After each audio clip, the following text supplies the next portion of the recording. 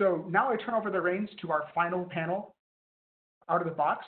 Sometimes they say we save the best for last. So our next panel is led by two keepers of the heart, USGBC alumni, Amy King, and emerged professional, Miss Traci Ryder, Dr. Traci Ryder, excuse me. Amy and Traci, the panel is yours. Thanks, Ryan. We are super excited to have the last panel of the day in the out of the box category. There was a lot of debate actually between Amy and I as to what out of the box actually means. But we'll start with some introductions about ourselves. I am faculty at North Carolina State University in the College of Design in Raleigh. I teach health and sustainability courses in our architecture program and am an interdisciplinary research leaders fellow with the Robert Wood Johnson Foundation. The IRL program focuses on issues of health equity and structural inequality. Our team specifically is looking at how a joint YMCA elementary school in an underserved community here in Raleigh can begin to impact the health of the students, the staff, the families of the students, and even the community members of the community at large, hoping to link both post-occupancy evaluations and health impact assessments, as well as social determinants of health in the built environment, because we don't talk much about social determinants of health when we educate our future architects. And from listening to some of the panelists today, I would highly encourage some of you all to go and look at the IRL program. You have to submit in a team of 3. You have 2 researchers and 1 community partner, and some of the community partners or the community organizations that we've heard from would be fantastic. All of the initiatives are focused on health and equity. So I would suggest you do that, because the built environment is sorely underrepresented in the cohort that we're looking at. I've also been involved with USGBC, as Ryan mentioned. I have emerged a long time ago in various capacities since about 2003, when we first started the first Emerging Green Builders program, which is now split into emerging professionals and USGBC students. And since then, I've gone in waves of engagement, but I always love coming back to my USGBC family, and I maintain that there is no better place for hugs than Greenbuild. Amy? Hi, everyone. Sorry about that technical difficulty. I'm Amy King. I'm the co-founder of Good Co-working, and we're the first solar-powered co-working space for social entrepreneurs, and we're focused on inclusive sustainability. Our flagship space is pursuing LEED and WELL certification, and my deeper interest in social equity began when I joined USGBC in 2007, when Rick Fedrizzi asked me to lead USGBC's community engagement with New Orleans after Hurricanes Katrina and Rita. I hired the very first remote staffer, Anissa Hemming, to be embedded with those rebuilding the schools, to mentor and teach green building practices, and engage and expand the green community. There are so many lessons learned about going into a city as an outsider and from a place of privilege, and crafting trust-based partnerships, working with, not for people, which is something we heard a lot earlier in the day. I now live in Dallas, which continues to have the lovely reputation as one of the most racist, segregated cities in the US. And my business is located right between downtown and South Dallas, the most economically disadvantaged area in DFW. My African-American members and partners have educated me about local issues at hand. And I learned recently about an important short film called Segregated by Design that I want to share as a resource for our work together. They've already shared that link in the window. You can watch it right online. Sometimes looking back for context can help us look forward. The film takes an honest look at the root issues of how our cities were shaped to exclude, including redlining and discriminatory lending practices, and it's something we should all watch. When we truly do the hard work together, it's messy and challenging. And what I've learned is to practice active listening, and yes, language matters. In the film, they have a Jay-Z quote from a New York Times article. He says, "You can't have a solution until you start dealing with the problem. What you reveal, you heal." And we've only begun this honest conversation of what equity means for both the USGBC and LEED Sandbox and beyond. And I want to applaud Mahesh, Kimberly, and their team for a call for disruptive ideas and solutions, and it shows true organizational openness. I'm honored to be part of this important step forward today. Now back to Traci, who's going to give us an overview of the upcoming presentations for the remainder of the afternoon. Great, thanks. So in the first panel this morning, Susan mentioned the issue of wicked problems, setting the tone for what we need to talk about in these 2 days. And our out-of-the-box session does just that across a wide range of topics. The first session will start with a discussion around gender equity in the sustainability professions, which is a very particular detailed topic, but one that's certainly outside of the traditional USGBC box. Second session will segue from this very specific issue to another type of specifics or quantitative approaches to equity, looking at the normalization of equity through a checklist approach to green building. The third session will move from green building and equity checklists within a community to another approach to community engagement, looking at SFI community grants and curriculum. The fourth session will transition along the theme of community empowerment, engagement, and equity to talk about community culture and equity in USGBC's Haiti project. And finally, we'll transition to a discussion from equity and culture in Haiti to a conversation around equity versus quality of life. Okay, so now we're going to get into our outside of the box for the presentations. We're also keepers of time and so presenters, please be mindful of your time. You have 10 minutes, and please introduce yourselves and what you do at the beginning of your presentation.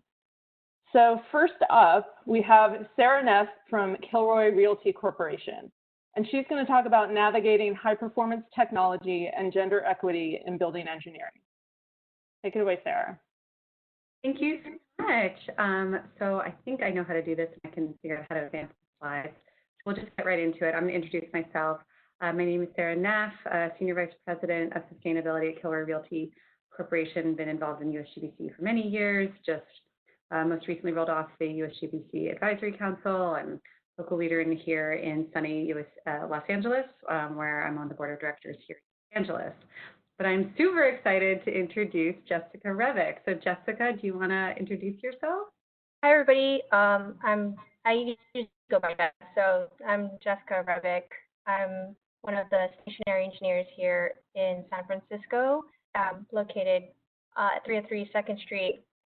I've been with Kilroy for about 3 years now, and I really believe in moving forward with just the environment and sustainability issues that we have with buildings. Yeah. Jessica's building, 303 2nd Street, is a LEED Gold for existing buildings, building that has maintained its LEED Gold certification since 2008. And this is impressive because the building was built in the early 50s. And so Jessica knows a whole lot about making a vintage legacy building high performing. Jessica's also special because she is the only female engineer amongst Kilroy's entire workforce. And so that's what we want to get into. So Jessica, let's start. Why aren't there more women engineers? These are great jobs. These are stable. They're interesting. You're learning. What's going on? How do we get more equity and gender equity in building engineering? Well, there's not a lot of information about becoming an engineer. In fact, had I known about it when I was in high school or maybe even later in life, I probably would have pursued it a lot sooner. I was an admin at Oracle and for the engineering department. And I saw these guys, doing all these things that I was already doing at home. And I was, why can't I do that? So I asked about it, I inquired, and it's actually quite hard to do it. There's a test involved, and you have to be selected and interviewed, and then from there, that's where you can continue on. And it's predominantly male. There's maybe in my class right now, the apprenticeship class that I'm taking, there's 4 women out of the entire school. So there's not much, there's not that many women out there. But Jessica, I know that you're doing some pretty cool stuff to try to get more women in engineering. Can you tell the listeners about what you're doing to help more women find engineering as a career? As you were sort of lucky to learn about it, but many people just never learn about it at all who would really, really like to do it. So can you talk to them about what you're doing on that front? Yeah, so every year we have a career fair for underprivileged high school females. And they come out and there's all of the trades, including, plumbing, HVAC, stationary engineering. And we reach out to them to talk to them and let them know, hey, this is something you can do. We show them some of the things that they can play with and get their hands on. And we're able to reach out to many, many more people. So it's great. That's awesome. I love it. So we've been, I know our time is really, really limited. It's already 4 minutes into our 10 minutes. One of the things Jessica and I talk about is not just equity within gender. Obviously, she's talked about a lot of the issues. And it was really interesting putting this together because I didn't realize the test to become an engineer is only available once every 2 years, which is crazy. Even, the hardest exams are at least available annually. So once every 2 years, lack of female role models. But I also want to just talk about equity within when you're on the job. So we want to talk about equity barriers to high performance buildings. I've gone to Greenbuild and been to USGBC events for a decade and more, and we talk a lot about how to engage engineers, how do we get them motivated. And it's funny because now I'm talking to a very motivated engineer, and she's bringing up barriers that I had never even heard of. So with that said, Jessica, can you talk about barriers specifically around training, barriers that keep building engineers from being able to access training that would help them operate their buildings more sustainably? Well, most training sessions are done during the daytime, usually, 8 to 4:30, and, we're working, we're maintaining the building. And a lot of that as well is that we're contracted through, we're not direct employees generally through, for property management. So it creates some type of barrier where, who's going to fund it? Can we go? Who do we ask? So there's no real incentive for building engineers to go out and get this training because there's just so many loops and hoops that they have to try and get through to do that. I get it. And then can you talk about why we can't incentivize building engineers on performance? So I'm the head of sustainability. My entire compensation at Kilroy is based on how well I do at reducing the environmental footprint of our buildings and execute on our social initiatives. We can't pay you that way. Why? What's going on there? Right, because we're a union group. We all get paid the same amount. So no matter what category you're in, me as a female will make the same as a male that I sit right next to. There's no which is really good. But there's nothing to say, hey, I will pay you more if you know how to have these skills. You may be able to get that particular building to work at that building versus someone who didn't have those skills, but that's the only advantage. And in my last question in our brief time, can you talk a little bit about other things that get in the way for engineers to be able to operate their buildings in the most effective way possible? What else is making it hard for you? Because I know that you're amazing and passionate about more sustainable. I loved working with Jessica because whenever we see each other, she's like, all right, I found some more lights that I can change out and let's do this and that. I love the enthusiasm. But what makes it hard for you? It's working with what architects build or the build outs where something happens, something disconnects once from a blueprint to what it actually is. And when, here's an example, we were looking for devices to test for fire life safety, and it had a location, but we look and there's a wall there. There's absolutely no way to access this thing. Like an actual wall. Somebody put in a wall between you and your equipment. Right. And so we would have to literally cut out an access panel or something to try and get to the device to make it accessible. I mean, there's thermal comfort issues, just having to go back and forth with different things and trying to find solutions for people who are cold and hot and right next to each other. There's so many different variables. Yes, I know that tenant thermal comfort is always going to be a priority above energy performance, but yet there is a way to do both in a way that's not, they don't have to always be at odds with each other. In our last 1 minute, because I know that you are somebody who applies tries to apply building software to a legacy project. Can you sort of talk about how software disconnects and how that makes it hard for engineers to connect with the software that's been put in their buildings? And then I will open it up for questions. Sure. Well, proper training is always an issue. And after a while, we generally have these things that are installed, and then we check on it, but we have disconnects with the people who install them, or, it just doesn't work. Right. Most times it just doesn't work. And then to get help and feedback is where we're just like, okay, what do we do?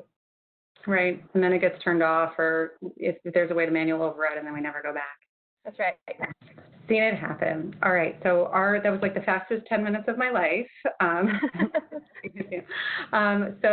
now I believe, Amy and Traci, we have 5 minutes for you to field questions from the audience hopefully for Jessica. I'm the boring one here.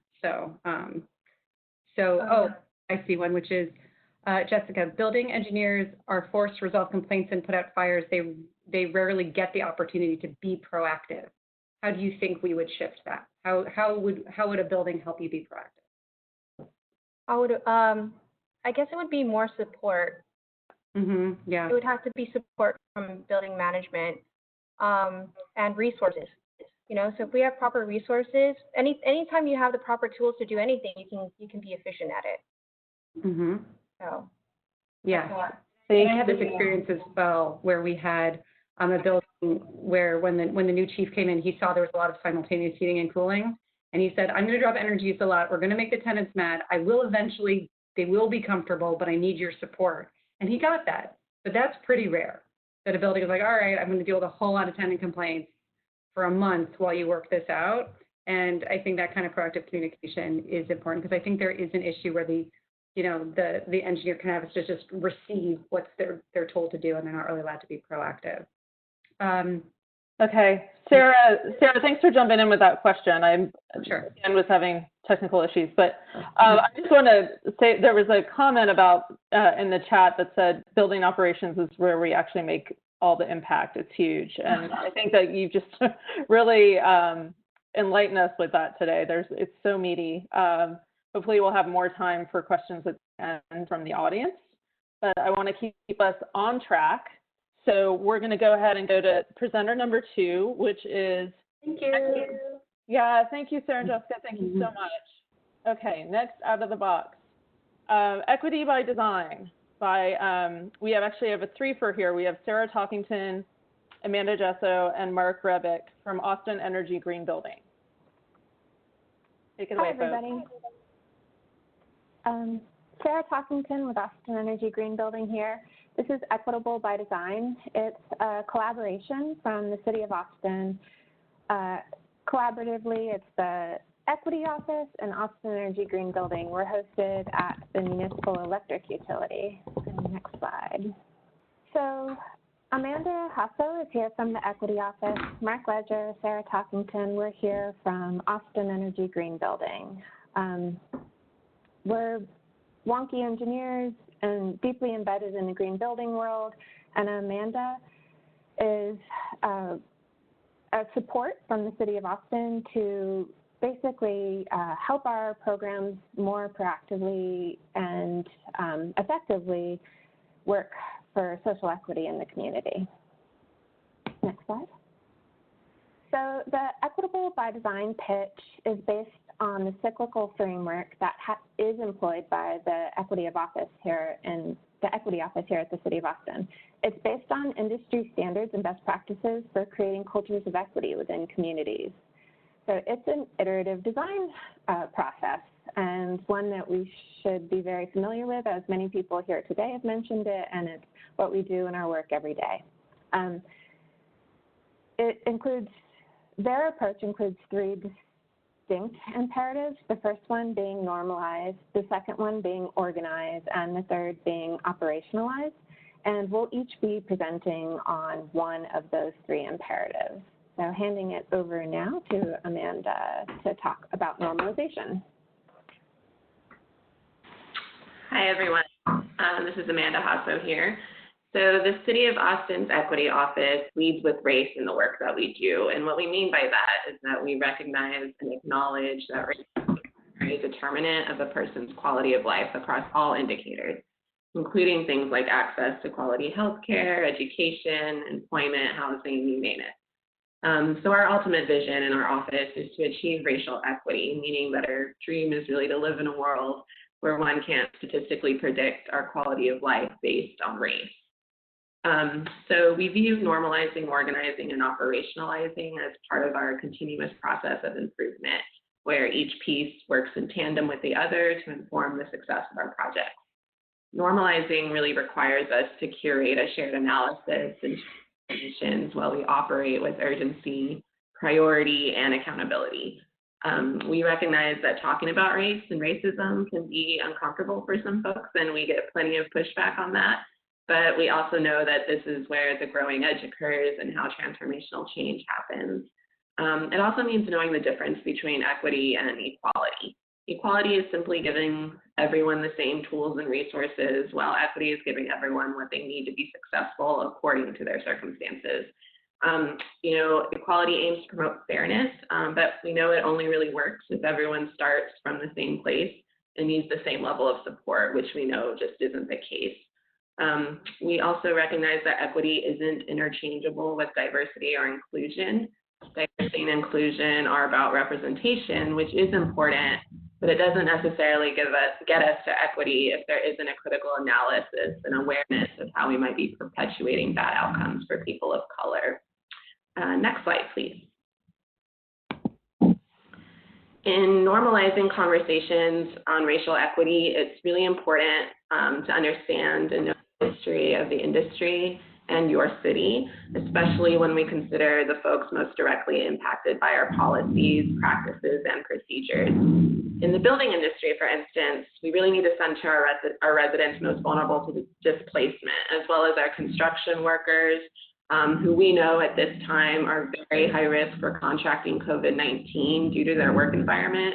That's indicated by the data, the clusters of infection we're seeing in our city and others across the country. Further, we need to expose our implicit and explicit biases. So for instance, do you have a culture at your place of employment where you can question the status quo if you see that outcomes are not favorable for our most directly impacted communities? Do you know what your biases are and how they might be baked into the work that you do? How can urban planning exacerbate gentrification and enforceable removal of longtime residents, often are people of color? And finally, we need the tools to continually evaluate and improve our work. In the Equity Office, we see pursuing racial equity as a superior growth model. So when we plan and design for our most vulnerable residents, everybody wins. This isn't a zero-sum game where we have to sacrifice something in order to achieve equitable outcomes in our planning and building. Next slide. Yeah, so thanks, Amanda. And sorry if I have feedback. Let me know if I need to adjust anything. But so next, I'm going to be talking about how Austin Energy Green Building, or AEGB, has incorporated the second pillar of this approach, which is organizing. So AEGB itself was formed as a result of a grassroots organization effort by members of Austin's sustainability community who were seeking a way to elevate the overall sustainability of buildings here in Austin. And today, as a result of those efforts, we have the Austin Energy Green Building Rating System, which looks at the overall sustainability of single-family, multifamily, and commercial new projects. So as Sara said, we're part of Austin Energy, which is the municipally owned utility for Austin. And our approach with the rating system is to seek out and promote design interventions that can affect change in the environment. Designers, they're accustomed to finding solutions for complex problems, and so their insights in the realm of equity are especially valuable. And so this form of design advocacy, it's a way to integrate equity into the built environment through elegant and efficient design solutions that come from the project itself, and they're kind of outside of the mandatory codes or political approaches. So for the AEGB rating system, we have a dedicated category for education and equity, and this approach is important for a lot of the reasons that have already been discussed.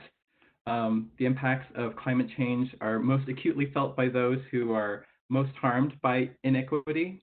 And not only that, but the industry itself is literally built by those who are experiencing those impacts and cannot advocate for themselves.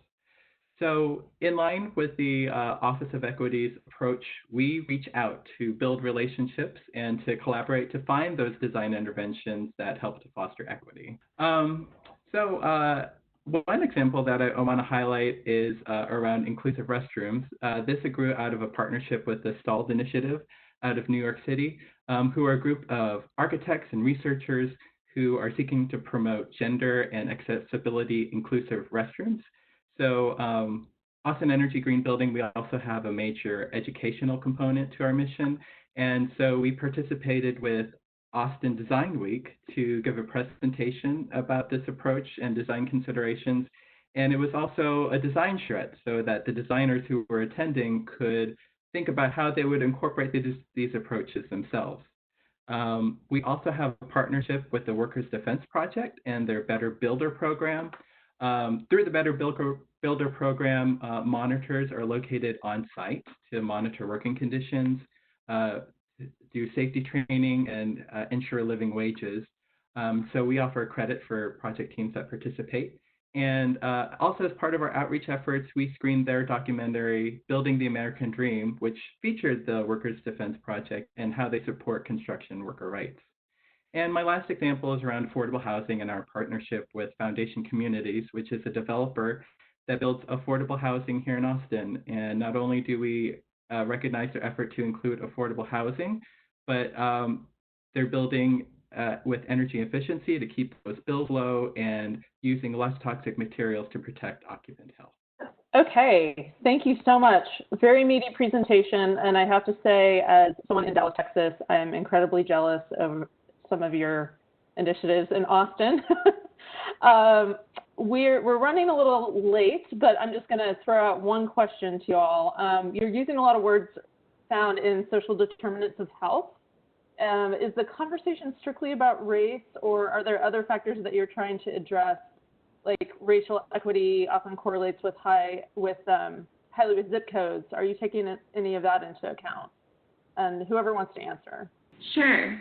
Yeah, we absolutely pay attention to geography, but just as you highlighted our history of segregation and redlining, we also know that the people who are living in certain zip codes that we're talking about are people of color. So for instance, in Austin, we have 78744, 78741, where we have the highest rates of positive cases of COVID, for instance, and those also happen to be the zip codes where we have the highest number of Latinx residents. And so while we absolutely pay attention to geography and all the intersections with race, like gender and sexuality, we really center race as the primary determinant. Thank you for that. Second question, when talking about organizing, the work you described sounds a lot like community engagement and participatory design. Do you have a process for reaching out to find relationships? So some of it's organic. I'd say as somebody who's been working in the construction industry for Austin for 25 years, it was just really apparent to me that the working conditions weren't equitable or safe for everybody on site.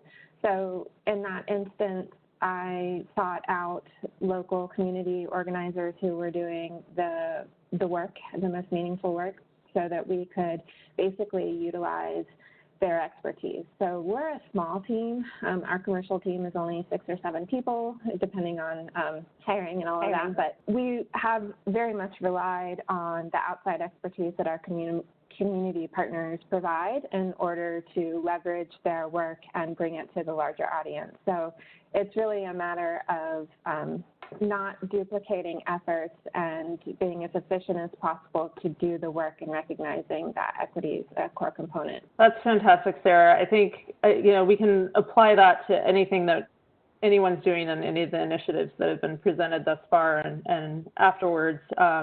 Really kind of trying to stay in our lane and relying on people's expertise is just key. So thank you for that. We're going to go ahead and transition to our next presenter, and we'll have a discussion at the end as well for all presenters. So next up is Kathy Abusow with Sustainable Forestry Initiative, and she is going to discuss how sustainable forests and green buildings create social equity. Take it away, Kathy. Thanks so much for the opportunity to speak. I hope you can all hear me well. It's a real pleasure to be with you here today. I just noticed that the slides have flipped around here, so apologies. I do not know why they went back to the beginning. Well, that's nothing I can control, so I'm going to ask Heather if she could get the slides to be on the right one for my presentation, and that would be fantastic. I'm going to talk to you a little bit today about some of the things that SFI, the Sustainable Forestry Initiative, has done to advance social equity in our forests and in sustainable forest management and in the communities where we operate. This is important because, so our mission is to advance sustainability through forest-focused collaborations. And so we've moved from an organization that sets standards, just as USGBC is an organization that has rating tools, to one that is advancing sustainability through a variety of tools. And sustainability includes all three pillars, including social justice. And part of these are part of our strategic priorities as well, which is quite important. Kimberly, I am not sure why this is not advancing for me. I am indeed attempting to do that. So one of the things that organizations can do if they're interested in social equity is to be intentional about the products that they source. And what I would like to do today is to explain to this group some of the ways that SFI is more than just a standard, but some of the ways that we've attempted to build. Heather, if I can just ask you to advance the slides at a quick rhythm, I'm going to make my way through this because it's just not working, unfortunately. So one of the things that we've done is we know that there are women forest owners that and how that can be done. So we've started a grants program to support women landowners in different states to learn about how to manage that forest. So know that we've got a big change in African American land. African Americans used to own about 15 million acres of forest and farmland, and that's no longer the case. Today it's down to 7 million acres, and that keeps on declining. And that's a big concern, and there's a reason why that land management has declined. There's institutional distrust of agencies and NGOs. There's higher poverty rates. There's land transfer issues, property right challenges, as well as property tax issues as well. And so I'm giving up on my slides here, folks, so apologies. Kathy, I'm just going to chat about things. Kathy, just tell me next. I've got it back. Pardon me? Tell me when you want to go to the next slide. I've got it back. Oh, you do? Okay, well, we should be on slide 33. Thank you. And so what we're doing is we have a network in every state of SFI implementation committees and a network in every state of our environmental education program called Project Learning Tree. So through these networks, we are using grants to work with African American leadership organizations that care about forest management and are helping and supporting these landowners implement sustainable forestry practices through our network so that they can get a revenue stream, because right now these forest lands are often a liability for them where they're paying taxes but not getting any revenue. So this enables them to get a revenue stream from the forest management, also manage it for conservation needs or whatever needs are their priorities. And we're doing that in a wide variety of states. And what you'll see is consistently the case. We're either working with and you can keep flipping these, Heather, the Black Family Land Trust, who sits on our board, the CEO, Ebony Alexander. So whether we're working in North Carolina, South Carolina, or Georgia, what you're seeing is we're working with these leadership organizations to support African American landowners to manage their land sustainably, and also with law centers and institutes to enable them to keep their lands and to clarify rights. So that's very, very important. Next slide is we're also north of the border, and actually on both sides of the border, trying to prioritize our work and support with Indigenous communities. And so in the U.S., some are Yakama Nation, Muckleshoot, and many others. We're working with them, and it first started because we had a requirement in our standard to respect Indigenous people's rights and their traditional rights and their knowledge. And through that requirement, more and more Indigenous peoples actually became interested in our standard and started to work to get certified. And so we moved from having white landowners respect the rights of Indigenous peoples whose traditional territory they were on, to actually having an increasing amount of Indigenous peoples now certifying to our standard and being in that driver's seat in terms of their own self-determination and management of their forests. We also are now working with those same communities and many more, next slide, with about 130 different Indigenous communities to invest in their youth, next slide.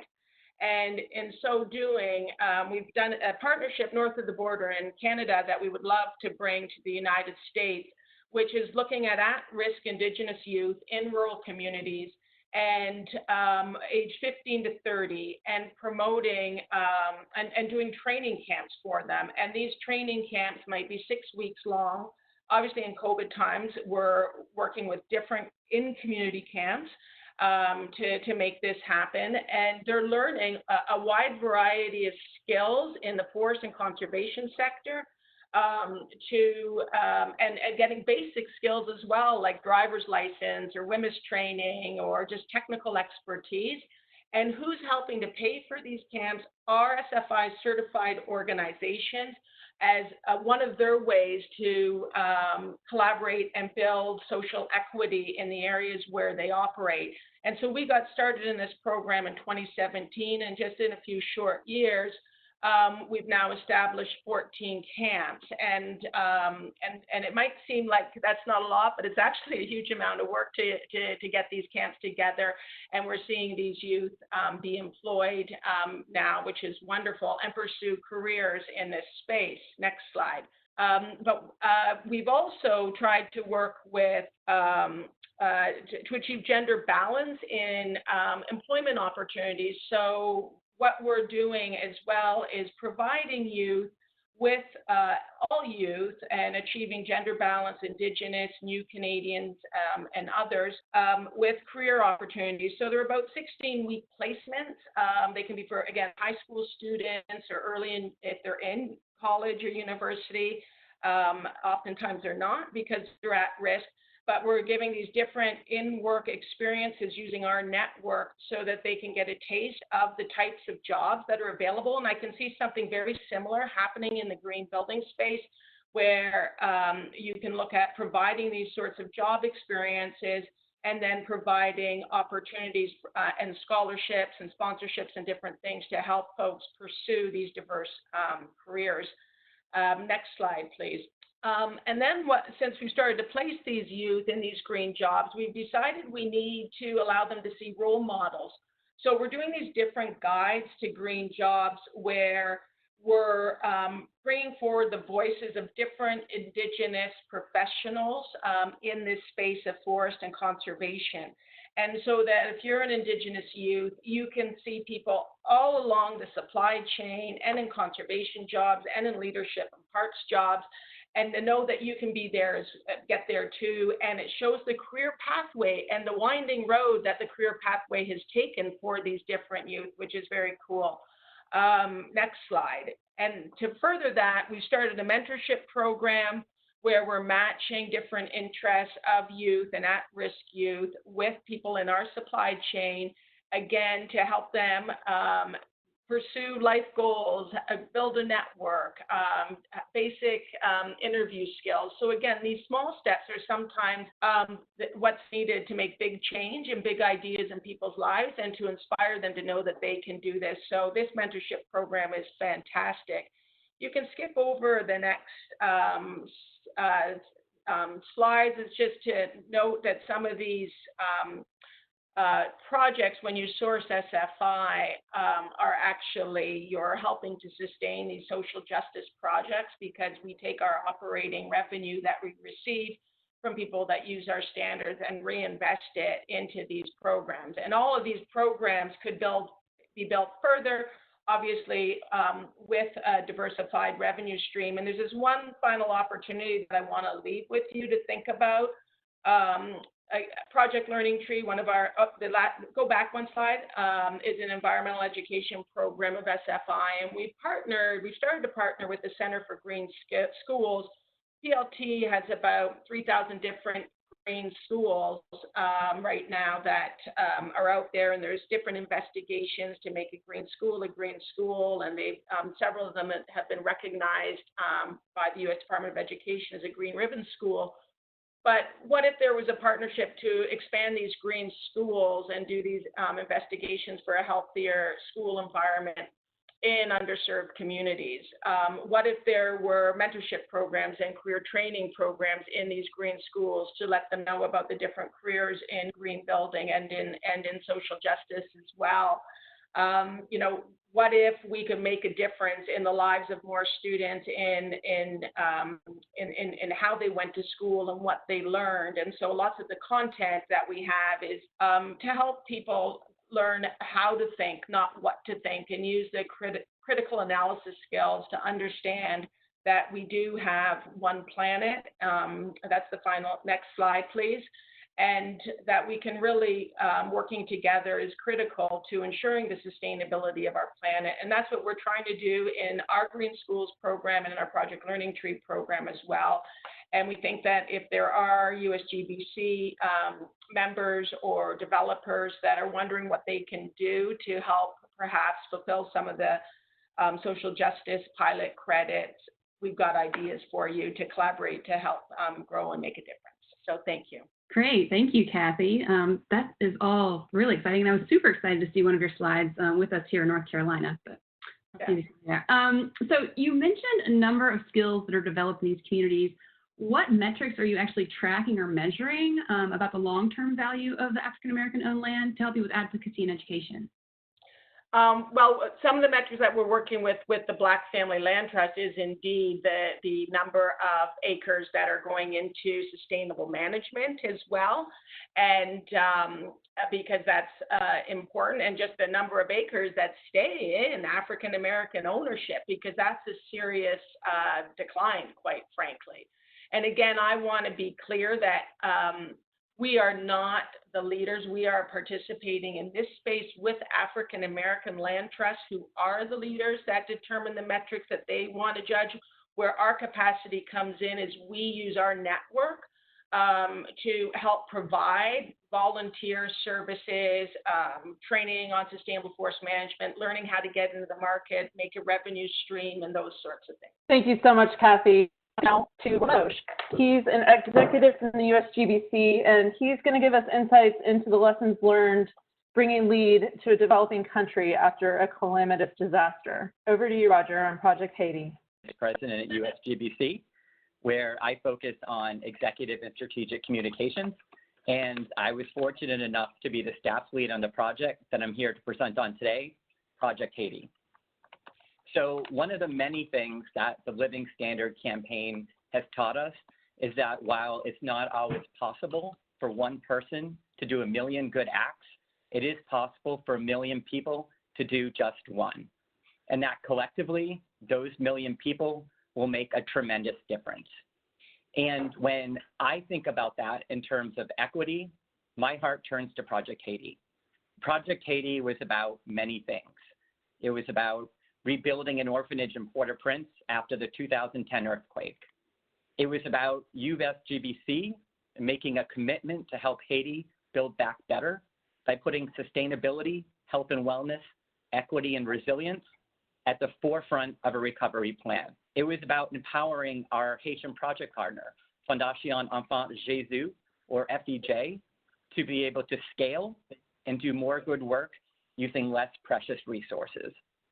But first and foremost, it was about the most valuable thing about buildings and communities, and that's the people inside and within them. So what did we set out to do? We began this journey at Greenbuild in 2010. Rick Fedrizzi said we needed to step up in a very bold way for Haiti. As an organization, we had a prior history of trying to step in and be a catalyst for recovery for communities who had experienced natural disasters.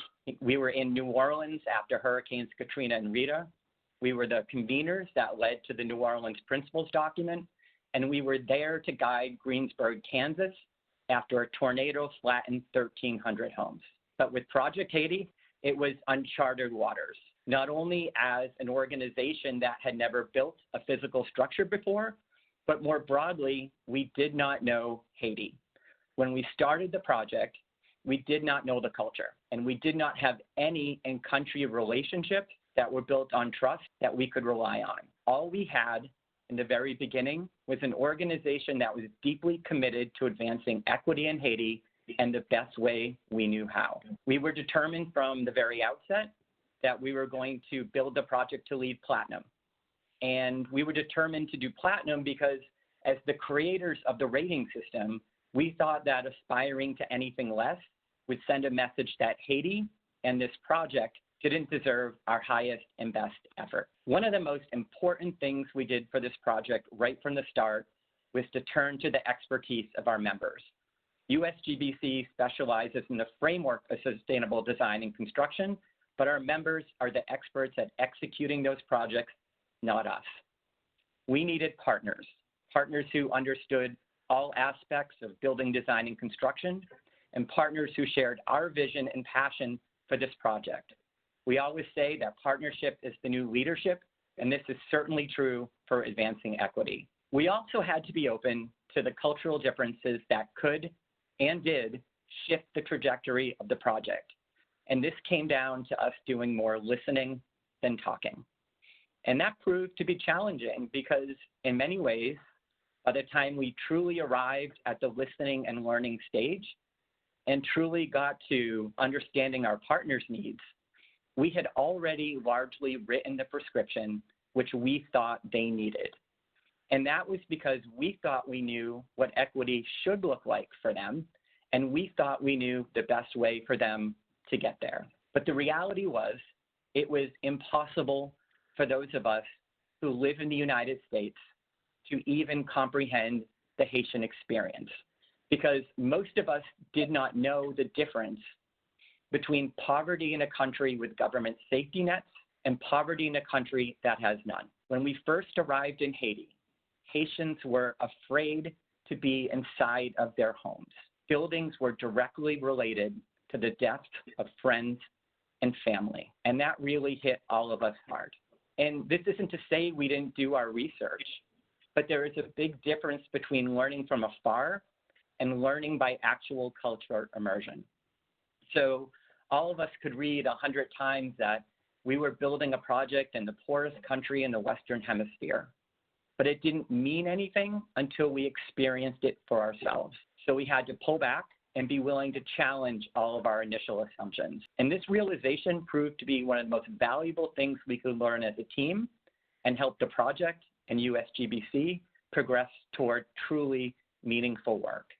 And I want to give a lot of credit to our first design partner on the project, HOK, and Tom Knittel, for being willing to be on this journey of thoughtful adaptation with us. Our need to adapt, listen, and remain open was at the core of several other challenges we faced. Haiti has a tremendously complicated political relationship with the United States that goes back decades, and their government is in constant chaos.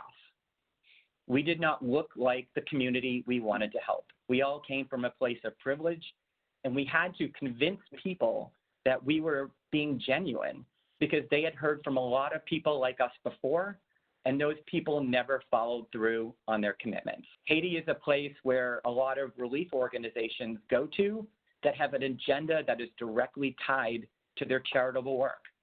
It's a trade-off, and they wanted to know what ours was. People kept on asking, what does USGBC want, and why do you want to give us this? Many had never heard of us or LEED, so we couldn't use those levers to establish trust. We had to build genuine, authentic, personal relationships with people. And I think all of us know that those types of meaningful relationships are not established overnight.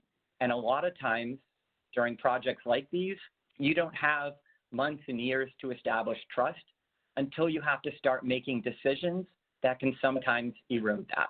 So the last lesson that I will touch on that relates to culture that candidly was a really difficult one for me and the project team to wrap our heads around was about control. So here we are trying to donate this building within 2 years to help a country that was in a real crisis. In a typical mindset, you budget, you plan, you establish timelines, etc. But our timeline was just not relevant in Haiti because as outsiders, we could not possibly appreciate the number of barriers to doing a successful construction project in Haiti. And we did not fully appreciate going in the number of barriers that Haitians face every day to try to move projects forward. So we learned that when you go into a community to do a project like this, especially one that does not resemble the one where you come from, the one where you are comfortable, that you have to find that really delicate balance between project execution and respectfully adapting to the culture of that community and to try to find more ways to work collaboratively to achieve a common goal. And it's not about who gets the credit, it's about what gets done. And I think the fact that we embraced these lessons and realizations rather than resisted them is why the project is not sitting abandoned like so many well-intentioned projects in Haiti today. Now, the good news, thanks to the hard work of so many, is that this project did move forward and we maintained our commitment to a space that represents the pillars of our community and the values that were important to our partner, FEJ. And I will just add another observation before I get to what we delivered. It is critically important with all of these projects that you find the exact right partner. And we certainly found the best partner in FEJ because they wanted to be a model for sustainability and for the need to change construction practices in Haiti. And given all of the challenges that we faced, we had to have a committed partner with a long-term vision. And I want to give a great deal of personal gratitude to my project partners, Al Skidowski, Rick Fedrizzi, and Mahesh Ramanujan, who helped us stay laser focused on making sure the project got done. So where are we today? We have talked a lot about the technologies of this building over the past several years, so I won't do that. But I do want to highlight just a few accomplishments because they speak to how the building empowers the people inside of it and around it. First, USGBC committed to hiring a Haitian general contracting firm and employing local artisans. Employing Haitians was critically important for equity and sent a strong message to the local community that their skill sets and their culture were valued. Second, we delivered a building that operates 100% off the unreliable Haitian electric grid, ensuring the continuous operation of medical, communication, and safety equipment. And third, we delivered a building where you can drink water from the tap thanks to reverse osmosis and a rainwater collection, purification, and storage system. And this is unheard of in Haiti due to cholera and other bacteria that continues to contaminate public water supplies. So now I get to deliver some updates that I'm really excited to share. Construction on the project was completed in 2019. Our partners at Rivian and GBCI kept the certification process tightly on track, and the building was certified platinum under LEED v4 at the close of 2019 and WELL Silver in 2020, which is just incredible. But the most impactful story had yet to be told, because as meaningful as those certifications are, they did not carry as much meaning for us as an organization while the cribs were sitting empty. The most exciting thing I get to share is that slowly those beds are starting to fill up. The first group of children were welcomed in mid-April, where the focus will be on treating children with HIV and severe malnutrition. These are the kinds of cases that when you see them and you hear them, you hear their stories, they are seared into your mind and heart forever. These are the kids that are largely marginalized by society and Haiti's hospitals. And we are so grateful that this building and FEJ are there to help them start their journey of personal resilience. So this, to me, is what it means to leverage equity to drive a better living standard for all. Project Haiti was an invaluable step for us as an organization to understanding equity. Throughout the process, we learned about the delicate way that the meaning and value of equity shifts for every country, culture, community, and person. We learned that you can never go into a new situation or a project like this with a complete comprehension of what that equity will look like to both parties. And we also learned that that's an acceptable starting point. Thank you all so much. Wow, thank you, Roger. First of all, thanks for your candid presentation, and congratulations on seeing this decade-long project through to seeing the children in the new orphanage. It's more than heartwarming. I'm gonna ask you one question, that's kind of a big one. What approach do you see as the best way forward for USGBC, both from a responsive situation like recovery from a disaster to a more proactive one, to being embedded or present in socially and economically disadvantaged communities? So I think to start with, you can't put a price on saving the lives of the kids that will be in this building. I think, this is a tremendous legacy for Haiti. But to be completely transparent, we thought this building would be done in 2 years, and it took 9. And when I think about, how USGBC has such a strong framework with LEAD and ADVANCE and LEAD for cities and everything else, I think that doubling down on our commitment to equity with those programs is a way to really kind of speed up trying to help the amount of people that we're really trying to help. Like I said, and I think about Amy, your experience in New Orleans with hiring Anissa Hemming, putting her expertise into the recovery school district. I mean, her experience down there will, benefit that school district for 20 years. Right, so I think, yeah, go ahead. And so I think that there are other ways besides, building these projects when we stick to our expertise. And that also includes, working with communities to help mitigate, the potential for, for real challenges. So I think USGBC's role, is both embedding people with knowledge, continuing to build on LEAD and LEAD 4.1 and LEAD for cities. I think that's honestly the most powerful way that we can kind of redouble our equity efforts. Thanks, Roger. Some immediate response. I'm hoping we'll have some time at the end during the presenters after all the presenters to get into this a little further. I'm going to go ahead and transition to our last presenter of the day. We've got Walker Wells from Raimi and Associates and UCLA, and he's going to talk about are equity and quality of life the same thing? Provocative question. Take it away, Walker. Okay, yeah. Hi, everyone. And I'm Walker Wells. I'm a principal at Raimi and also a lecturer at UCLA and the Claremont Colleges. My background is urban planning, and I've been in the sustainability field for probably over 20 years now, working a lot with green building and affordable housing, and then in sort of the planning context, a lot with local government. And what I'm going to talk about today builds on an experience from being involved with the LEAD for Cities and Communities working group over the past year or so. And so this working group was put together to basically take a look at the LEAD for Cities and Communities version 4.1 and see if there were ways to improve it, fold in more of the innovative ideas and strategies that were in the STAR Communities program that USGBC took on.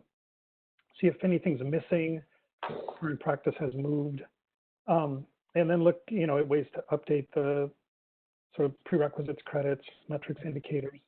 And so I've been chair of this group, and I also led the subgroup on this topic of quality of life, which is really what generated all of this conversation. So when you look at the scale of a city, it is quite different than a building. What emerges is that at the city scale, you can get into some of these sort of top level issues of equity. Sort of, are there structural issues in just how things are organized? Are there procedural issues in terms of who's involved in making decisions and how those decisions get delivered? How are resources distributed, both sort of based on income or if it's based on geography or both? And then, we have a number of different ways to look at this issue of equity. Race, of course, very important, but there's also a question of, are we transferring issues, to the next generation? And also, what have we inherited from the previous generation? This intergenerational topic. And if you want to go deeper, you can look at our relationship to other species. As we got into this, we kept saying, how do we know if equity exists? How do we know if inequity exists? And we really gravitated toward this topic of disparity and just seeing, is there uneven distribution or access to things? And that may be a way to understand what's going on with burdens, benefits, access to amenities, opportunity, and really distribution of power. So what does the city give you? It gives you scale. It gives you a policy-making entity. It gives you governance, which, maybe is a pretty strong lever for looking at some of these issues. The other thing about cities is most of them exist, and we're not making so many cities from scratch. And so we have history, and we have a whole bunch of pre-existing relationships, and then we're not just trying to manage, molecules of water and, electrons of energy. We've got all these things that are in place, governance, city government, business groups, economic concerns, socially the way that people have organized themselves, and then just the way that things have been done. So a norm has been determined. So this came up pretty darn fast, is we're working on a lead product, but a city is not a building. We're not starting from zero and designing a thing. We're working with an existing entity. So this is a new terrain for USGBC, and it's a big step into a pretty different set of issues and problems. And even the closest rating system in the LEED family of LEED ND for neighborhood development is mostly about the design of either brand new neighborhoods or larger infill projects. And it's a lot about the physical form and the things. Doesn't touch so much on these issues of governance and sort of how things are organized socially or economically. So here's this quality of life category. That's what it's called. It's new. It does reflect an awareness that there are these social, economic, historical things going on, and then it recognizes the quality of life is this combination of just things in the background, all of this sort of how the zip code can be predictive of your longevity and sort of outlook in life, and then all these structural issues, and this is the important part, that city policy can either reinforce or correct. And so you have to kind of have an awareness about what finding the problem and then figuring out what the solution is. This is exactly what came up before. Amy, you said what you reveal, you can heal. So and then just a few key findings, and then I'm going to flip into talking about some sort of what if we thought about quality of life differently? So a few things we found. A lot of the data that's out there looks at the negative. It looks at how many people got murdered, how many people are poor, how many people don't have affordable housing, how many people are hungry. It's hard to find leading indicators about positive trends. We kind of went back to fundamentals. We said, instead of being maybe so aspirational, we need to go to fundamentals about human and civil rights, access to education, jobs, affordable housing, and even basic stuff like the ability to vote, which it becomes increasingly germane this moment in time. You got to look backwards as well as forward. I think, Amy, you mentioned this too. You need to look back for context. And then this is really what I kind of latched onto, is this jumping to quality of life may mean that there's a risk of skipping some of the fundamentals. First, history matters. And there's this famous Faulkner quote, which is true. So things like redlining are very present in our cities today. So it may have gone away with fair housing and civil rights movement, but the physical imprint is often intact in many of the communities that I've been in. And it may take a little while for it to bubble up, but then eventually you'll find out that this is how a community has been marginalized for 50 or 100 years. this happened to me recently in Fresno. I kept trying to figure out why this group was so upset. And they're like, we've been redlined, we've been neglected, we'd got the short end of the stick on these programs. So this is, Los Angeles, and basically, the red is, where it was seen as risky to give loans, and green is seen where it wasn't risky. And this, of course, maps to ethnicity and people of color. And the outcome is that people of color couldn't get loans, they couldn't buy houses, they couldn't build wealth. And those patterns, are still present. There's this concern about sending the wrong message by calling things quality of life. And I think a lot of us confronted this in some college class or another, this, Maslow's hierarchy of human needs, which, is trying to say we have these basic needs of sort of like food, shelter, clothing, security first, and then maybe we could talk about feeling loved and belonging, or having self-esteem, or being self-actualized. And so the challenge here is like, this is how self-actualization often looks. Like white people in nature, there's not an urban self-actualization. There often isn't a person of color self-actualization. But the other concern is that this says that it's a hierarchy, and like only some people at the top of the pyramid get to be self-actualized, which I think reinforces these issues of hierarchy and social hierarchy. And, there isn't plenitude or, bounty for everyone. We got to this question of quality of life for who? And so this is like, let's be careful about, which cities we're bestowing this certification on. So, some people are able to avail themselves of the COVID crisis and, work on the yoga stuff was great, but, if you can get into crow pose better, good for you. But a lot of people, this is their reality, is, not having money for rent, not having enough money for food, not having $400 in the bank, to get through a crisis. And so if we're not providing these basic needs to our most vulnerable, it's hard to argue that you're a sustainable city. And to look internationally, this is some of the, Southeast Asian workers' conditions in Dubai. And so there may be beautiful, fantastic, certified buildings by multiple standards, but if these are the folks that are building them and this is their living condition, and much of this is sort of indentured servitude, you need to just be aware that maybe we are missing these first principles of basic human rights. So rethinking quality of life. We did go to first principles, and we said, let's make sure that we're looking at these sustainable development goals. And, and yes, sustainable cities and communities are in there, but we need to be thinking of things like clean energy or clean water and sanitation, affordable energy, decent work, reduced inequities, and then this sort of peace, justice, and strong institutions. So we did some alignment, of lead for cities and communities across the SDGs. And then I've sort of introduced this other approach. This is his name is Manfred Max Neff. He's an alternate to Maslow, and thinking about the things we need.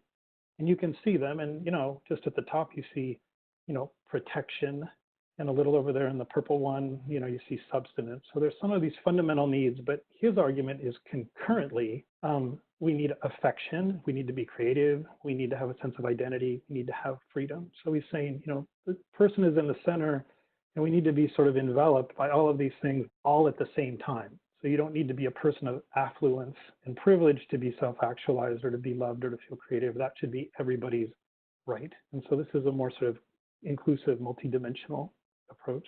So here's what we've arrived at with the quality of life structure now. As we said, we need to first, and the prerequisite actually isn't on here, but the prerequisite says there needs to be some mapping of resources and to look at access to good things, as well as sort of mapping of some of the burdens and make sure there aren't these inequities. And then the credit structure says there needs to be awareness of environmental justice, that there's disproportionate exposure, fundamental issues of civil and human rights, public health. There needs to be equitable access to services and infrastructure. People need to have access to economic growth and opportunity. So this isn't just a job, but this is a job that can actually take you somewhere so you can build wealth and become prosperous. Affordable housing, community safety, not just reduce crime rate, but safety and a sense of safety and security. And there need to be access to education that's good, and the ability to move through that educational process, and that these need to be available to everyone. So this starts to get to what I think is more of the fundamentals of quality of life. What's missing, is sort of, self-actualization, satori, whatever you want to call it, because we sort of feel like maybe we need this platform to be fundamental to every city. It goes through this process, and then you can layer on top of that. So, the question that comes out of this, looking ahead, if USGBC really wants to be a proponent of equity using this rating system, maybe quality of life category should move from being sort of euphemistic and just call itself equity and empowerment. That's it. Thanks. Thank you so much, Walker. So in some ways, we've gone full circle to get back to the primary tool of USGBC, which is LEAD. And Walker's given us a lot of food for thought in regards to language, models, multidimensional approaches to equity and empowerment. And also the Maslow's hierarchy of needs really kind of hit me because I use that analogy a lot, and that's totally disrupted how I'm going to approach that. Yeah. So thank you for that. That's really big. Yeah.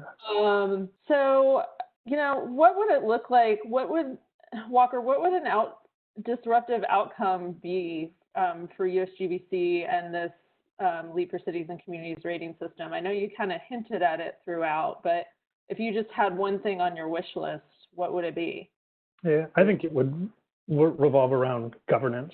And I think this is something we've learned from the Eco Districts program. It's a little bit of the Eco Districts secret sauce, is to acknowledge that the governance institutions of yesterday and today are not structured to deal with the problems of today and tomorrow. And so, in the credit, these are, I don't know if I can go back anymore, but anyway, those are some things that need to be addressed, but we don't say there needs to be a structure that enables the inclusion of, residents, workers in the decision-making process. STAR had some of that.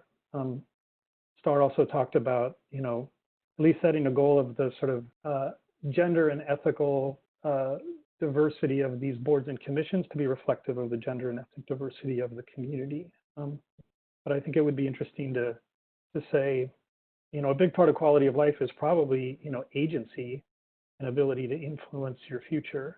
And so that's probably where I would go with this. And I think it could be quite disruptive, in a small way, because you bring different voices into them. Okay, thank you. That was a great response. I'm going to hand it back over to Traci, who's going to kind of take us through discussion Q&A here. We've got some other questions for all of you folks, and for all the presenters, I've seen some great comments in the chat. So if you haven't scrolled through, just to kind of see what the reactions were, I recommend that as well. Okay. Traci? Yeah, so we have about 15, maybe a little bit more than 15 minutes to have a discussion and Q&A with all of our panelists. If you have any questions that are bubbling up, please do put them in the chat box, and we'll try and get to some of those. We've also got a list of questions. So let's start. Well, I've got one of myself, actually, and this is this could be for a number of you, and I already asked some of it, but specifically for Roger. As someone who's now focusing on community engaged research with a lens of health equity, I find it fascinating, but also kind of a red alarm, that you emphasize that you didn't know Haiti at all, and it's impossible to know their experience before you kind of landed in their culture and their community. So there's a thing here in our engaged research community about parachuting in to fix something, which is not always welcome. And you do address this by talking about how you build relationships. And so I'm wondering what some of those strategies were that you used to gain buy-in from the folks. And even if it actually mattered in this instance, or were they just so happy to have someone there to help that they were kind of easy to buy in? You're muted, so unmute. Better? There you go. All right. So I think, honestly, this was such a unprecedented project for us, and I was as surprised as anyone at Greenbuild when Rick Fedrizzi stood up and said, we're building an orphanage and Roger Limoges is in charge of it. I mean, I was a lobbyist before I came to USGBC, so I had no idea. But, I think Rick Fedrizzi and USGBC has always kind of, led with our hearts. And, when we went down there and, met with Gina Duncan and her husband Lucien from FEJ, they were eager to, build back their facility that they had lost, and they certainly had a lot of questions for us. But one of the things, that we did to try to establish trust is, we said to them, like, hey, I know it's important for you to be able to trust us and for us to be able to trust you. So how can we become involved in your organization on a day-to-day basis on matters that have nothing to do with being in this building, with this construction project. And honestly, within 6 months, Gina Duncan asked me to chair their board, and I was the first non-Haitian to chair their board, and over the course of the project, Al Skadowski and I probably cumulatively traveled down there 100 times. So we were, there to get to know them, to continually keep them up to date on the process, to meet all their stakeholders, to sleep over at the orphanage and meet their children and continue to see their needs. So that was a really big part of it. And then the Duncans then could go to other people in Haiti and say, you know what, we've been disappointed by a lot of organizations, but nobody has showed up as much as USGBC. They're genuine, so take a meeting with them. Listen to what they want to do. And I believe it was Gensler actually built the first LEED building in Haiti. It is a Citibank branch. So there was already a little bit of buzz about LEED in Haiti, but the fact that we could go to platinum, and we went to platinum not by, people were at first were like, oh my God, like, what are you going to bling out this building with? But, HOK, and particularly, Marianne Lazarus was determined that this is not going to be an eco-bling building. Only the things that they really need based on their program is what we're going to do. So it just honestly just took a lot of time of being open to people and listening to people and admitting that we kind of came into this not knowing a lot and that we had to do a lot of listening. So I completely hear what you say about parachuting in, and some, to be honest, a lot of it was that.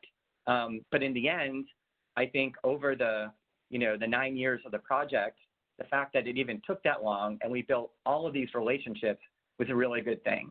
Gina and Lucian were up at Greenbuilds, during the duration of the project, and we really just took the time to let them into our family as much as they let us into theirs. So I hope that sort of gets to what you were asking. Yeah, that's great. Thank you. And there's another question that was posted in the chat box that I can relate to that a bit. And it may, though, have been geared, I don't know who they were actually for. It may have been geared toward Kathy. Which experiences or tips could you recommend to really be a part of the community and be aware of our own biases that may tempt us into the Messiah complex, and share experiences with these groups instead of colonizing them with our own vision of how life, happiness, and well-being should look? Not to lift them up necessarily, but walk forward together. And I think that question could go, to Kathy or the folks from Austin, or anybody else wants to jump in on that. Oh, wait, Kathy, you're muted. I see you talking. Can you hear me now? There you go. Okay, wonderful. Thanks for that question. I think it really is important to really just start in a community by listening and to understand, what's important to that community. Where are their priorities? Where do they feel that partnership would be of value to them? And I think that's one of the biggest things that we've learned is just to stop and listen, frankly, and not go into communities thinking that you've got the answer, but rather going into a community saying, hey, how can we do some good work together? And we've really tried to focus our work on what are some of the differences you can make on the ground. So what's important to you? And so that's, I would just, truly, it seems like it's old, but there's a reason that Objective 8 in our own standard starts with respect and recognize. And part of respecting is recognizing and understanding and listening. So I would start with that and trying to develop things together.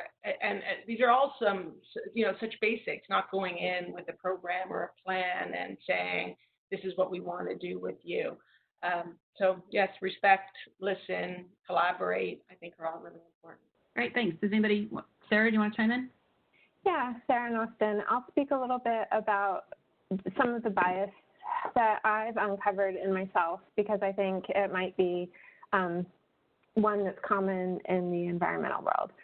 So me personally, I've been working in climate change for a really long time, so I've been very focused on the future.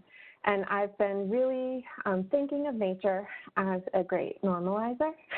Like thinking when a hurricane is coming, it's not going to discriminate where it lands. I'm thinking when a pandemic is happening, it's not going to discriminate who it kills. But it turns out the data tells a different story. And if you look to history, that's where you kind of can learn the patterns about the way in which these forces of nature are going to impact the community. And for me, it was about really that moment of looking, and we keep saying it, but sometimes you have to learn something for yourself about the future and the past, and how there's a lot of information there about how things will play out. Great. Thanks.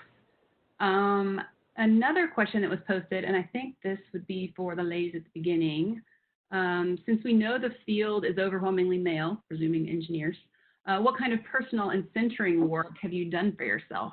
That sounds to me like, how do you cope? It may mean something else, but I think that's what it is.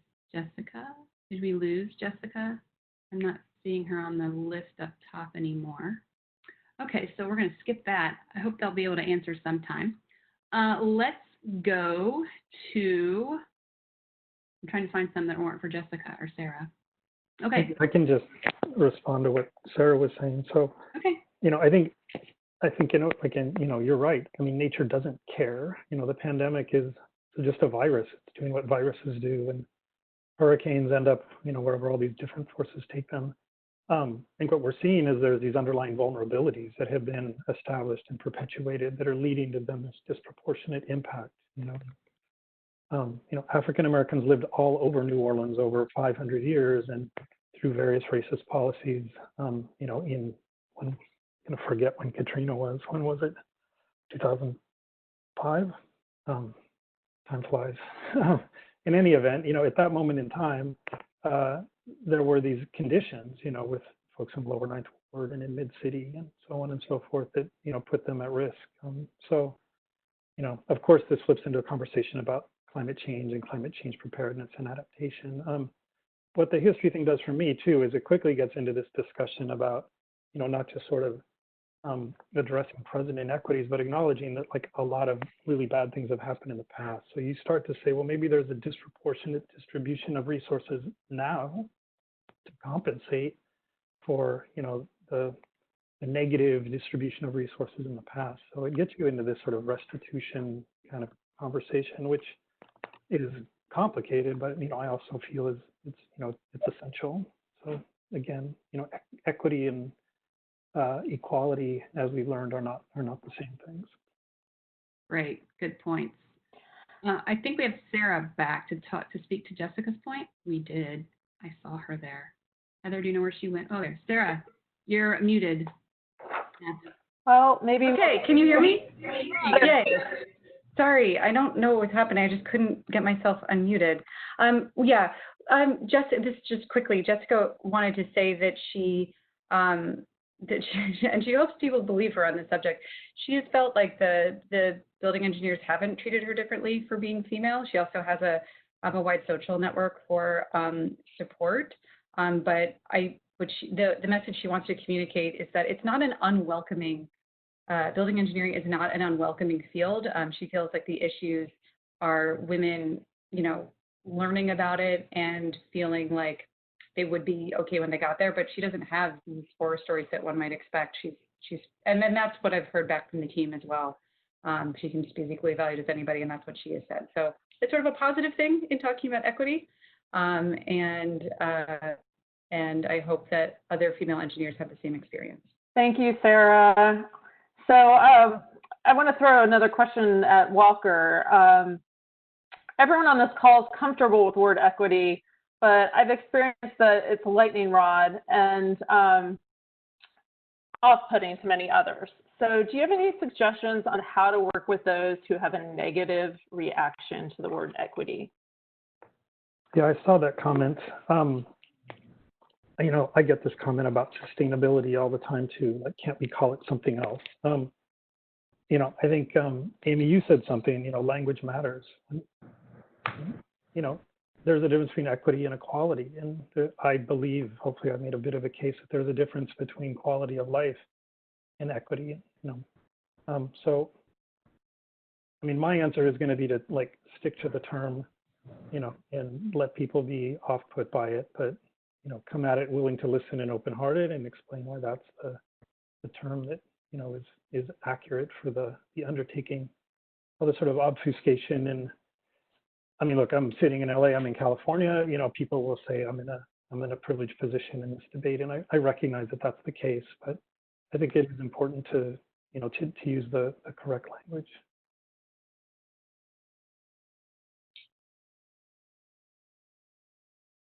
Thanks, Walker. I think we're going to try to jump to another question to Sara and team. For sure. So when you talk about organizing, the work you're describing sounds a lot like community engagement and participatory design. Is that right? And do you have a process for reaching out to find relationships? We talked about that a little bit. Some of it is just really organic, like we'll notice something really creative happening on a project. A good example there is there's a lot of debate happening in, you know, Texas State about restrooms and inclusivity in restrooms, and it was a highly politicized matter. And we came into a restroom on one of our projects that was totally inclusive, like just everybody used the same restroom. There's room for urinals, and there was rooms that were provided privacy, and everyone shared the same sinks. And when we saw it, it was a aha moment. So we basically learned everything that we could about how this design could be replicated elsewhere and how the design could be tweaked to be better. And so it really gets back to the framework from the equity team about finding those really great examples and accelerating them into the larger community. So finding things that just work really well that are design interventions, and figuring out ways to change the codes to make them acceptable in some cases and replicable and just really an industry standard. Excellent. Thanks, Sara. I appreciate that. I know there's a little bit of overlap, but it's good to unpack some of this sometimes. Amy, maybe I'll do an addendum to my answer. Like, you know, I do believe using the right words is important, and we invented these words for a purpose. But, you know, like with sustainability, you know, the best strategy is to unpack it as quickly as possible and to be like, well, right here we're talking about, like, the sustainability thing we're talking about here is renewable energy, or the sustainability thing we're talking about right now is biodiversity or water management. So I think if we can go, equity is what we're aspiring to, like, let's find the thing that is, you know, relevant, germane, and, you know, connects with somebody emotionally. And if it is fresh food access, or the poor quality of schools, or the inability to, you know, ride your bike safely, or, you know, access to employment, you know, then you can talk about something practical that kind of, you know, precipitates from that word. And I think that's the way you build connection. I love that. That's, yeah, because it's really about the right language for the right stakeholders. And you know, even I remember Roger saying no one had heard of LEED. I mean, sometimes in the USGBC community, we even forget that a large portion of America still doesn't know what, or the world doesn't know what LEED is. So it's good to be sensitive. I'm going to send it back over to Traci, where we're going to go ahead and summarize, I think, and close out the day.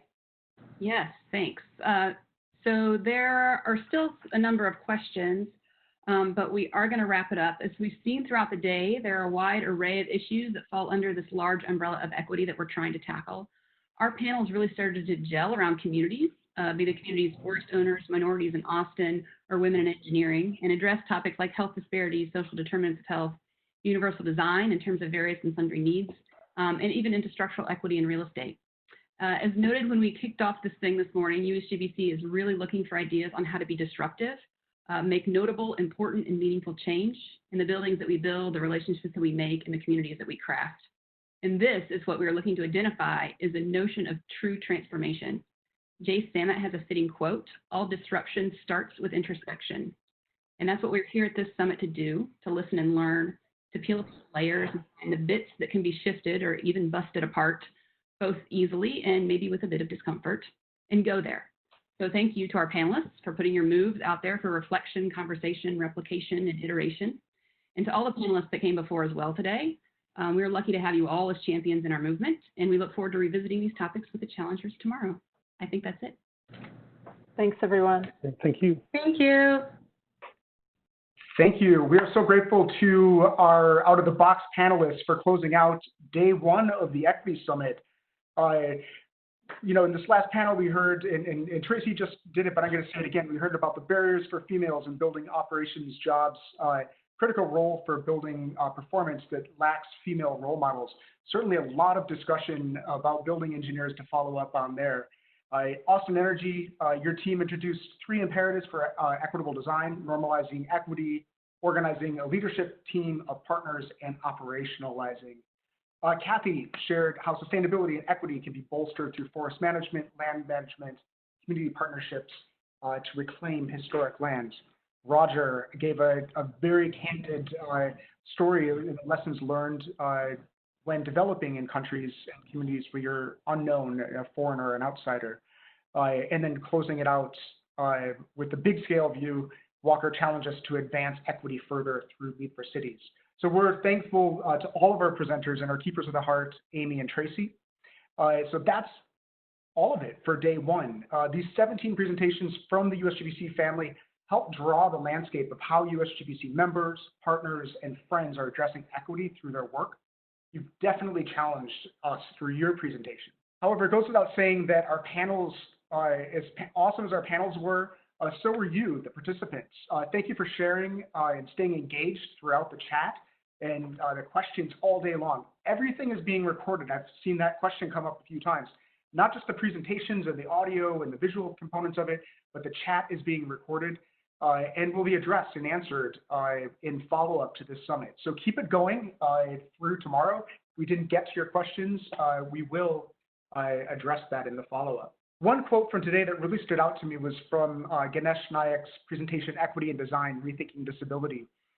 So I'm going to steal his quote here that says, sustainability is more than green building, healthy materials, and energy efficiency. Truly sustainable spaces are truly inclusive, accessible spaces. So thank you for that quote. I'll probably use it again. And for everyone that put the work in today for the green building community to put the context of equity around the work that we do. I often say that buildings exist for one reason and one reason alone, and that's for people. We've put people at the center of that. So moving on to tomorrow, our virtual doors open for day 2 of the summit at 9:45 a.m. Eastern time, and we will get started at 10 a.m. So if you can join a little bit early, that's great. Give us some more chat to go into, and it's also better if folks join early so it doesn't tax the system as everybody's coming in on bandwidth issues. After we get started tomorrow, our Keepers of the Heart will distill the ideas from today in the very first session to kick us off. And we're going to be joined by a new group, our champions and challengers. These participants represent the broader landscape of organizations and leadership working to advance equity. They'll participate in the second day, all day tomorrow, to present their work and their landscape, challenge ideas and proposals from the first day participants, identify gaps and opportunities. These champions and challengers will provide feedback on the summary for day 1. After that, they'll then share a glimpse of their work and their ideas. They're going to identify more gaps and more opportunities. They're going to challenge our assumptions and our assumed limitations. Undoubtedly, you're not going to want to miss hearing from the champions and challengers in these 2 sessions. In our last presentation, Walker Wells challenged us, saying, for USGBC to be a proponent of equity, it's time to explore changing the name from quality of life to equity and empowerment. What do you think? Your voice and perspective matters, and we want to hear from you. So we want to make sure that you join us, not just for tomorrow, but for the action team breakout groups that'll be happening from 2:30 to 4:30 p.m. That's where we're going to do the work. We'll be analyzing, prioritizing, synthesizing what we've heard as a community, So your input is actively helping to create the equity roadmap for the future. Please, please, please, I can't stress this enough, make sure that you complete the short survey that we've been talking about. And you can see it here. Use the QR code. We'll put the link in the chat. This will ensure that we get you, not only get you into a breakout group, but that we get you the information to join that. This main link for the event is not where we're going to be meeting tomorrow. There will be multiple breakout groups depending on how many people have signed up for them. So if you don't complete the survey, we can't get you that information. I mean, we cannot get you into that group. We want you there and we need you there. So I cannot stress this enough. So be on the lookout for details in your email, which will be sent to all registrants this evening. We know that there are some folks that were not able to make it today. People have been popping in and out throughout the day, so we will send that. It includes the link to this survey, a summary of all of today's presentations, as well as all of the proposals that were submitted for you to review as we launch into the breakout discussions tomorrow afternoon. We're going to provide more details for how you can participate and be ready for that. So come ready, come energized, just as energized as you were today, and keep the discussion going. So that concludes the end of day one. Thank you, and we look forward to working with you tomorrow.